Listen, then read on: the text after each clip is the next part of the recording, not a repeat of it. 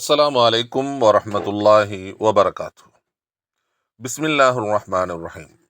கண்ணியத்திற்குரிய ஆலிம்களே, அல் அதது வல் மஅதூத் எனும் நூலின் பாடங்களை நாம் தொடராக பார்த்து வருகிறோம். இதுவரை எண்களை பற்றியும் எண்களை அமைக்கக்கூடிய எழுத்துருவமாக அமைக்கக்கூடிய முறையை பற்றியும், அடுத்ததாக 1 முதல் 10 வரைக்கும் இருக்கக்கூடிய எண்ணிக்கைகளோடு எண்ணப்படும் பொருளை எவ்வாறு இணைத்து எழுத வேண்டும் என்கிற முறையையும் நாம் படித்திருக்கிறோம். கடைசியாக தர்சு அசாலிசு வல் அஷ்ரூன் 23வது பாடத்திலே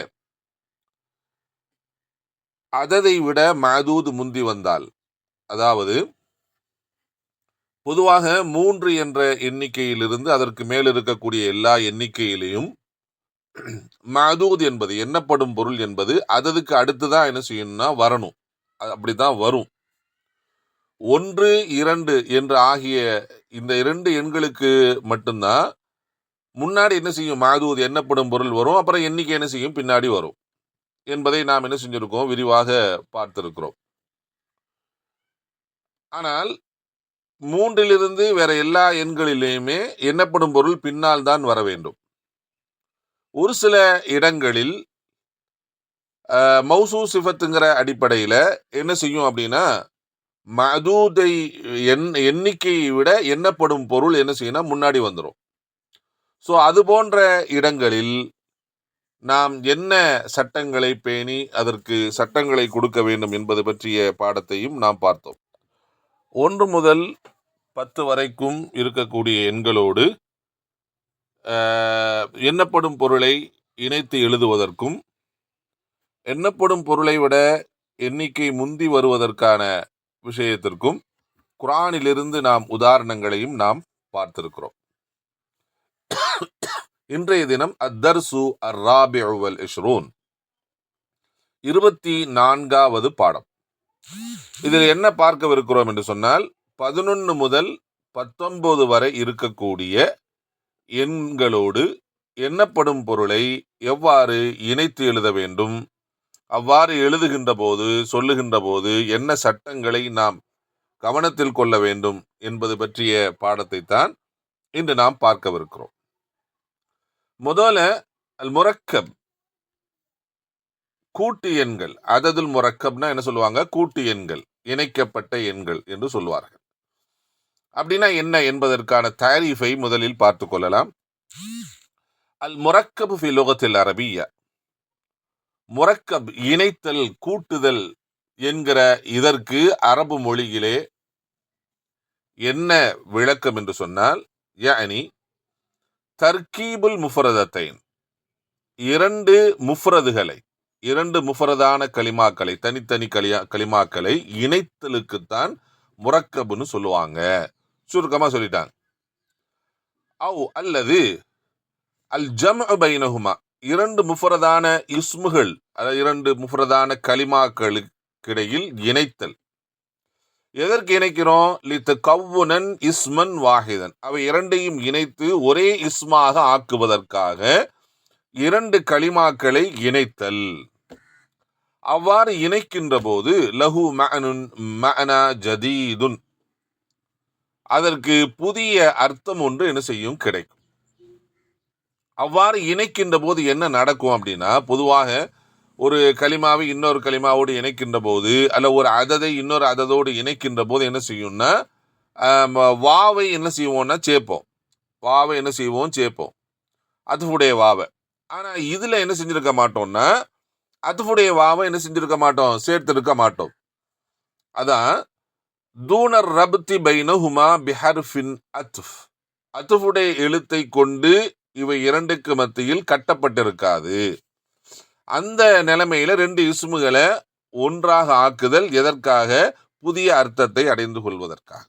இப்போ உதாரணத்துக்கு வச்சுக்குவோமே, சலாசத்துன் என்கிற 3 என்ற ஒரு கலிமா, அஷர என்கிற ஒரு கலிமா. இந்த ரெண்டையும் என்ன செய்வோம் அப்படின்னா சலாசத்த அஷர என்று என்ன செய்வோம் சொல்லுவோம். சலாசத்த அஷர. இப்ப என்ன செய்யுது, புது அர்த்தம் கிடைக்கிறது. 13 என்கிற அர்த்தம் என்ன செய்து கிடைக்கிறது. 10 3ஐயும் இணைத்து சலாசத்த அஷர என்று ஒரே இஸ்மாக நாம் ஆக்கி சொல்லுகின்ற போது புதிய அர்த்தம் என்பது கிடைக்கின்றது. இந்த ரெண்டையும் இணைக்கின்ற பொழுது நாம் ஏதாவது வாவை சேர்த்திருக்கிறோமா? சலாசத்தும் அஷர என்று ரெண்டு கல்ல வாவை இணைத்திருக்கிறோமா? இல்லை. அப்ப இந்த ரெண்டுக்கு இடையில வாவை இணைக்காமல் என்ன செய்திருக்கிறோம் என்று சொன்னால், இந்த ரெண்டு கலிமாவை இணைத்திருப்பதனால தான் இந்த அததுக்கு அததுல் முரக்கப், இணைக்கப்பட்ட கூட்டு எண்கள் என்பதாக என்ன செய்வாங்க சொல்லி காட்டுவார்கள். அப்ப அரபு மொழியில் இரண்டு எண்களை இணைக்கின்ற போது இடையில் வாவை பயன்படுத்துவார்கள். ஆனால் 11 19 வரையில் உள்ள எண்களில் மட்டும் 1 மற்றும் 10 ஆகிய இரண்டு எண்களையும் வாவின்றி இணைத்து சொல்வதால் அந்த மொத்த இது 1 நீங்க பாத்தீங்கன்னா 9 வரைக்கும் இருக்கக்கூடிய அந்த எண்ணிக்கையும் அந்த 10ஐயும் என்ன செய்வாங்க இணைத்து சொல்றப்ப வாவில்லாமல் இணைத்து சொல்வதால் இந்த எண்களுக்கு அததுல் முரக்கப், கூட்டு எண்ணிக்கை என்பதாக என்ன செய்யப்படும் சொல்லப்படும் என்று என்ன செய்யறாங்க அததுல் முரக்கபுக்கு விளக்கம் சொல்கிறார்கள்.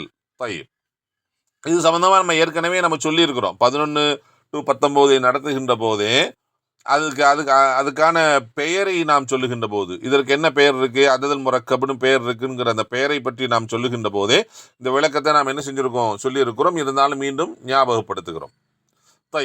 இப்ப இதுல 11 19 வரைக்கும் இருக்கக்கூடிய இந்த மொத்த எண்களுக்கும் ஒரே சட்டமா அப்படின்னு சொன்னா இல்ல. 11 மற்றும் 12 இதுக்கு ரெண்டுக்கு மட்டும் தனி சட்டம் இருக்கிறது. எப்படி 1 10 1க்கு 2க்கும் தனி சட்டம், அப்புறம் 3 10க்கு என்ன தனி சட்டம் நம்ம படிச்சோம் இல்லையா? அதே மாதிரி தான் 11க்கும் 12க்கும் அதோடு எண்ணப்படும் பொருளை இணைத்து எழுதுவதற்கு தனி சட்டம் இருக்கிறது. 13 19 வரைக்கும் இருக்கக்கூடிய எண்களோடு எண்ணப்படும் பொருளை இணைத்து எழுதுவதற்கு தனி சட்டம் இருக்கிறது. இப்ப நம்ம முதலாவதா பார்க்க போறது 11 மற்றும் 12 ஆகிய எண்களோடு எண்ணப்படும் பொருளை இணைத்து எழுதுகின்ற போது என்னென்ன சட்டங்களை நாம் என்ன செய்யணும் கவனத்தில் கொள்ள வேண்டும் என்பது பற்றிய விளக்கத்தை தான் நாம் என்ன செய்ய போறோம் பார்க்கவிருக்கிறோம். முதலாவது கவனத்தில் கொள்ள வேண்டிய சட்டம் என்ன என்று சொன்னால், அல் அதது யஸ்பிகுல் மஅதூத,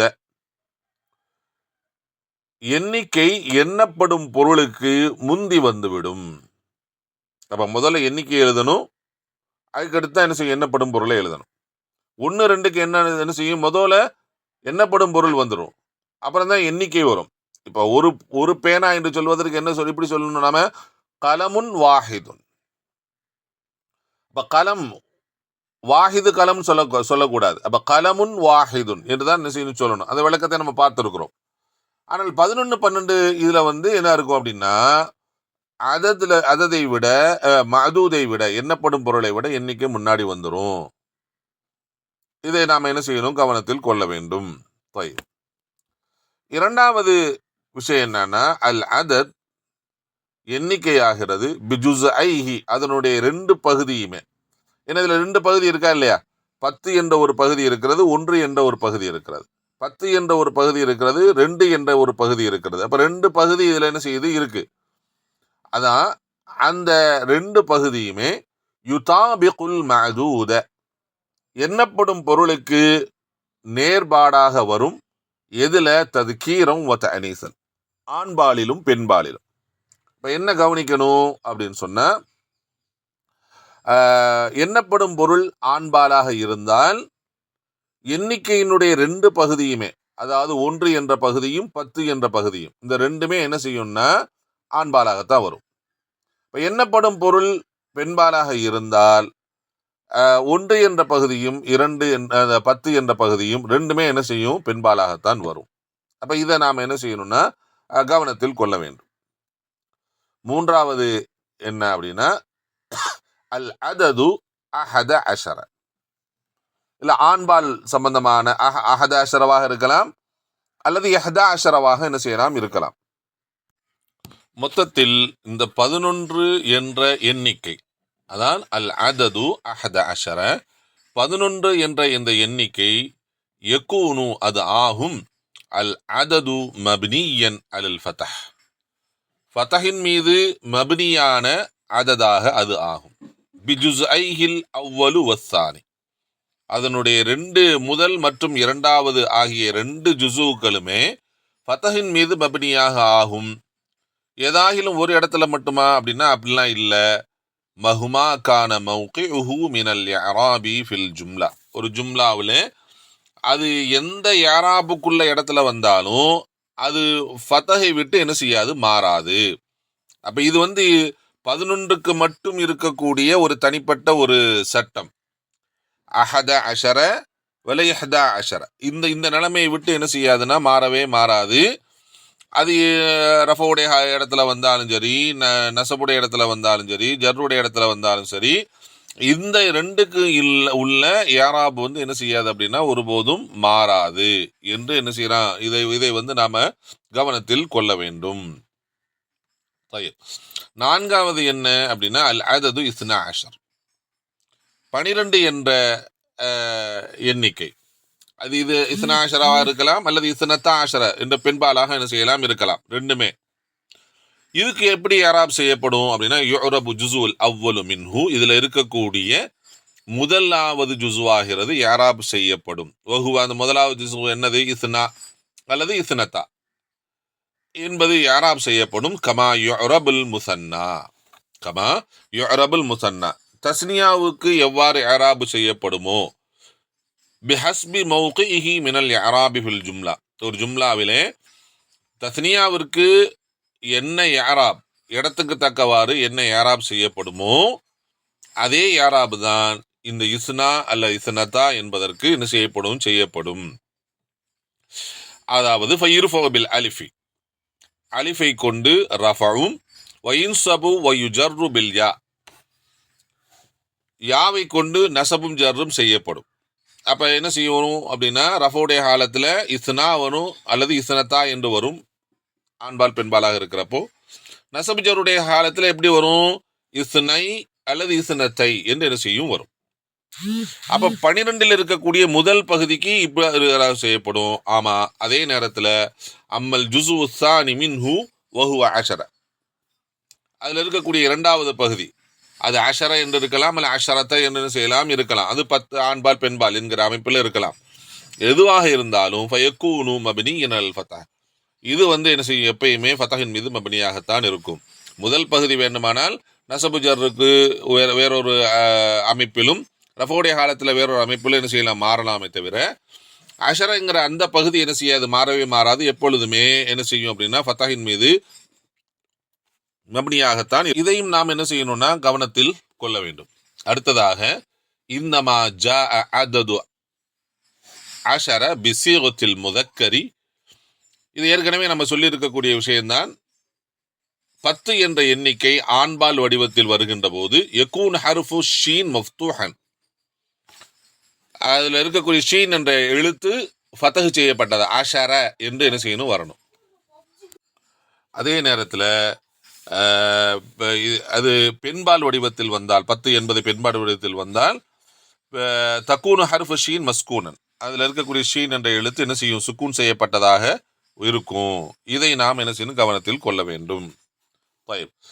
இறுதியாக மஅதூத் எப்படி வரும் அப்படின்னு சொன்னால் மஅதூத் எப்பொழுதுமே அல் மஅதூது தாயிமன் முஃப்ரதுன் மன்சூபுன் வ அலாமத்து நஸ்பிஹி அல் ஃபத்ஹா எப்பயுமே என்ன செய்யும்னா இதனுடைய மஅதூத் நசபு செய்யப்பட்ட ஒருமையாகத்தான் வரும். அதனுடைய அடையாளம் ஃபத்ஹ். எப்பயுமே சரி, எந்த ஒரு நிலைமையிலும் 11 19 வரைக்கும் இருக்கக்கூடிய எல்லா எண்ணிக்கைகள்லையுமே வருகின்ற மஅதூத் என்ன செய்யும் அப்படின்னு சொன்னா நசபு செய்யப்பட்ட ஒருமை என்ற நிலைமையில் தான் என்ன செய்யும் வரும். இந்த 6 விஷயங்களை நாம் கவனத்தில் கொள்ள வேண்டும். என்ன 6 விஷயங்கள்? முதலாவதாக எண்ணிக்கையை விட எண்ணப்படும் பொருள் முந்தி வந்துடும், இது 1. இரண்டாவது என்ன அப்படின்னு சொன்னா 11 மற்றும் 12 ஆகிய இந்த 2 எண்ணிக்கையோடு எண்ணப்படும் பொருளை இணைக்கின்ற போது எண்ணப்படும் பொருள் ஆண்பாலாக இருந்தால் எண்ணிக்கையினுடைய 2 பகுதியும் ஆண்பாலாக தான் வரும். எண்ணப்படும் பொருள் பெண்பாலாக இருந்தால் எண்ணிக்கையுடைய 2 பகுதியுமே என்ன செய்யும்? பெண்பாலாகத்தான் வரும். இது இரண்டாவது. மூன்றாவது, 11 என்ற எண்ணிக்கை எந்த நேரத்திலும் ஒரு ஜும்லாவில் அது என்ன நிலைமையில வந்தாலும் அது ஃபத்தஹின் மீது மப்னியாகத்தான் வரும். அதே இது மூன்றாவது. நான்காவது, 12 என்ற எண்ணிக்கையில் இருக்கக்கூடிய முதல் பகுதியாகிய இஸ்னா அல்லது இஸ்னத்தா என்பது ஜும்லாவில் ஏராபுக்கு தக்கவாறு ஏராப் செய்யப்படும். எது மாதிரி? தஸ்னியா மாதிரி. அப்போ ரஃபவுடைய காலத்தில் அலிஃபை கொண்டும் நசபு ஜருடைய காலத்தில் யாவை கொண்டும் என்ன செய்யப்படும்? ஏராப் செய்யப்படும்.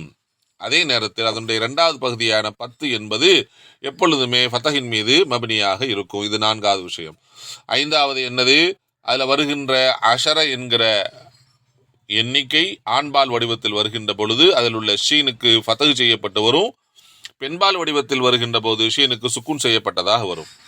6வது விஷயம், இதில் வரக்கூடிய மதூத் எப்பொழுதுமே நசபு செய்யப்பட்ட ஒருமையாகத்தான் இருக்கும் என்கிற இந்த 6 விஷயங்களை கவனத்தில் கொண்டுதான் நாம் 11 மற்றும் 12 ஆகிய எண்களோடு நாம் என்ன செய்யணும்? எண்ணப்படும் பொருளை இணைத்து எழுத வேண்டும். இப்போ இதற்கு நாம் என்ன செய்யலாம்னா ஒரு 2 உதாரணங்களை பார்க்கலாம் ஒவ்வொன்றுக்கும். 11 என்பதற்கான உதாரணம் சூரத் யூசுஃப்ல வரக்கூடிய அந்த வசனம் தான் இது. இன்னி ரஅய்து அஹத அஷர கௌகபன், நான் 11 நட்சத்திரங்களை கண்டேன். அஹத அஷர இந்த 2மே ஆண்பால். அஹத அஷர என்பது ஆண்பாலாக வந்திருக்கிறது. பெண்பால்னா இஹத அஷரன்னு அஷரத்தன்னு வரணும். அஹத அஷர என்று ஆண்பாலாக வந்திருக்கிறது. இப்போ இதில் என்ன செய்யணும் அப்படின்னா, கௌகபன் என்கிற எண்ணப்படும் பொருளை விட எண்ணிக்கை முந்தி வந்திருக்கிறது. முதல் விஷயம். 2வது விஷயம் என்ன அப்படின்னா, எண்ணப்படும் பொருள் ஆண்பாலாக இருப்பதனால எண்ணிக்கையினுடைய 2 பகுதி, 1 என்ற பகுதியும் 10 என்ற பகுதி 2மே ஆண்பாலாகத்தான் வந்திருக்கிறது. சரி. அடுத்ததாக எண்ணப்படும் பொருள் எண்ணிக்கை எப்பொழுதுமே அஹதாஷரங்கிற எண்ணிக்கை ஃபத்தஹின் மீது மப்னியாக இருக்கும். அது எந்த சூழலில் வந்தாலும் சரி என்று படிச்சிருந்தோம். அதில் நம்ம பார்த்தோம்னா அஹத அஷர என்று ஃபத்தஹின் மீது மப்னியாகத்தான் வந்திருக்கிறது. அதே போன்று அஷர என்ற எண்ணிக்கை, அஷர என்ற அந்த எண்ணிக்கையினுடைய ஆண்பாலாக வந்ததுனால ஷீனுக்கு ஃபத்தஹ் செய்யப்பட்டிருக்கிறது. அடுத்ததாக மதூது நசபு செய்யப்பட்ட ஒருமையாக வந்திருக்கிறதை நாம் பார்க்கலாம். இது ஆண்பாலுக்கு உதாரணம். பெண்பாலுக்கு உதாரணம், ஹதரத் இஹ்தா அஷ்ரத முத்தசாபிகத்தன், 11 வீராங்கனைகள் ஆஜரானார்கள். 11 வீராங்கனைகள் ஆஜரானார்கள். இந்த இடத்துல நீங்க பாத்தீங்கன்னா ஹதரத் இஹ்தா அஷ்ரத என்பது ஃபாயிலுடைய இடத்துல, அதாவது ரஃபோடைய காலத்தில் வந்திருக்கிறது. ஆனால் அதற்கு ரஃபோ செய்யப்பட்டிருக்கிறதா என்று சொன்னால் இல்லை. ஆனால் ஏன் இல்லை அப்படின்னா, அது எந்த ஒரு சூழலிலும் இஹ்தா அஷர என்பது என்ன செய்யாது, ஏராப மாற்றவே மாற்றாது, ஃபத்தஹின் மீது மப்னியாகத்தான் வரும். அந்த அடிப்படையில் இஹ்தா அஷரத்தன் வந்திருக்கிறது. முத்தசாபிகத்தன் என்கிற எண்ணப்படும் பொருளை விட முந்தி வந்திருக்கிறது. முத்தசாபிகத்தன் என்பது எண்ணப்படும் பொருள் பெண்பாலாக இருப்பதனால இஹ்தா அஷரத என்று எண்ணிக்கையினுடைய 2 பகுதியுமே பெண்பாலாக என்ன செஞ்சிருக்கிறது, வந்திருக்கிறதை நாம் பார்க்கலாம். முத்தசாபிகத்தன் என்ற எண்ணப்படும் பொருள் நசபு செய்யப்பட்ட ஒருமையாக வந்திருப்பதை பார்க்கலாம். அஷரத்தை என்கிற எண்ணிக்கை பெண்பாலாக இருப்பதனால அதனுடைய ஷீன் சுக்கூன் செய்யப்பட்டிருக்கிறதை பார்க்கலாம். அப்ப ஹதரத் ஆஜரானார்கள், இஹ்தா அஷ்ரத முத்தசாபிகத்தன், 11 வீராங்கனைகள் ஆஜரானார்கள். அதே இது 12க்கு, கரஅத்து நான் படித்தேன், இஸ்னை அஷர கிதாபன், இஸ்னை அஷர கிதாபன், 12 கிதாபுகளை நான் படித்தேன் என்று சொல்வதை போல. இப்போ இதில் நம்ம பார்க்கலாம், கிதாபன் என்கிற பகுதி மதூத் எண்ணப்படும் பொருளை விட இஸ்னை அஷர என்ற அந்த எண்ணிக்கை முன்னாடி வந்திருக்கிறது. இந்த 2 பகுதியுமே ஆண்பாலாக இருக்கிறது. இஸ்னை அஷர இந்த ஆண்பாலாக இருக்கு. காரணம் என்னன்னா, கிதாபன் என்ற மதூத் ஆண்பாலாக இருப்பதனால இதனுடைய 2 பகுதியுமே ஆண்பாலாக இருக்கிறது. இதுல இஸ்னை என்கிற அந்த ஒரு பகுதி மட்டும் தனியாக என்ன செய்யப்பட்டிருக்குன்னா நசபுடைய காலத்தில் வந்திருக்கிற கராத்து நான் படித்தேன் மஃபூலுடைய இடம். இஸ்னை அஷர என்பது வந்து மஃபூலுடைய இடம். அப்போ அது நசபுடைய இடம் என்பதனால அந்த இஸ்னா என்ற அந்த பகுதிக்கு மட்டும் நூன் யாவை கொண்டு நசபு செய்யப்பட்டிருக்கிறது. அப்போ அதனால இஸ்னை என்று இஸ்னா என்று வரக்கூடாது, இஸ்னை என்று என்ன செஞ்சிருக்கிறது வந்திருக்கிறது. அப்போ இஸ்னை அஷர கிதாபன். ஆஷர என்பதில் வந்து எந்த மாற்றம் வரல, அது ஃபத்தஹின் மீது மப்னியாகத்தான் இருக்கிறது. கிதாபன் என்ன செய்யுங்க 12 குத்துபுகள்னு சொல்ல முடியாது, பன்மையாக சொல்லணும்ல, அப்படி சொல்லக்கூடாது. என்ன செய்யணும், நசபு செய்யப்பட்ட ஒருமையில் தான் சொல்ல வேண்டும். அந்த அடிப்படையில் கிதாபன் என்று வந்திருக்கிறது. அப்ப கரஅது இஸ்னை அஷர கிதாபன், நான் 12 புத்தகங்களை படித்தேன். அதுக்கடுத்து இது அந்த எண்ணிக்கையும் எண்ணப்படும் பொருள் மட்டும். இஸ்னத அஷ்ரத ஐனன், 12 ஊற்றுக்கள். ஐனன் என்கிற எண்ணப்படும் பொருளை விட எண்ணிக்கை முந்தி வந்திருக்கிறது. ஐனன் என்பது பெண்பாலாக இருப்பதனால அதனுடைய எண்ணிக்கையினுடைய 2 பகுதியுமே பெண்பாலாக என்ன செய்கிறது இருக்கிறது. ரஃபுடைய காலத்தில் இருப்பதனால என்ன இருக்கு, அலிஃபை கொண்டு வந்திருக்கிறது, சனதா என்று வந்திருக்கிறது. அஷ்ரத என்று என்ன செய்கிறது என்று சொன்னால் அது ஃபதஹின் மீது மப்னியாக இருக்கிறது. ஐனன் என்பது நசபு செய்யப்பட்ட ஒருமையாக என்ன செய்து வந்திருக்கிறது. அப்ப இந்த நாம் மேலே படித்த 6 விஷயங்களும் இந்த 4 உதாரணங்களிலும் பொருந்தி போவதை பார்க்கலாம். இப்போ இவ்வாறு தான் என்ன செய்யணும்னா 11 மற்றும் 12 ஆகிய எண்களோடு எண்ணப்படும் பொருளை இணைத்து எழுதுகின்ற போது இந்த சட்டங்களை பேணி நாம் எழுதவும் சொல்லவும் வேண்டும். இன்ஷா அல்லாஹ் இதனுடைய தொடர்ச்சியை நாம் என்ன செய்யலாம், அடுத்த பாடத்தில் 13 to 19 வரைக்கும் இருக்கக்கூடிய எண்ணிக்கையை எவ்வாறு நாம் எண்ணப்படும் பொருளோடு இணைத்து எழுத வேண்டும் என்பதை இன்ஷா அல்லாஹ் நாம் என்ன செய்யலாம், அடுத்த பாடத்தில் பார்க்கலாம். நமக்கு விளக்கத்தை தர அல்லாஹ் சுப்ஹானஹு வ தஆலா போதுமானவன். அஸ்ஸலாமு அலைக்கும் வரஹ்மத்துல்லாஹி வபரகாத்துஹு.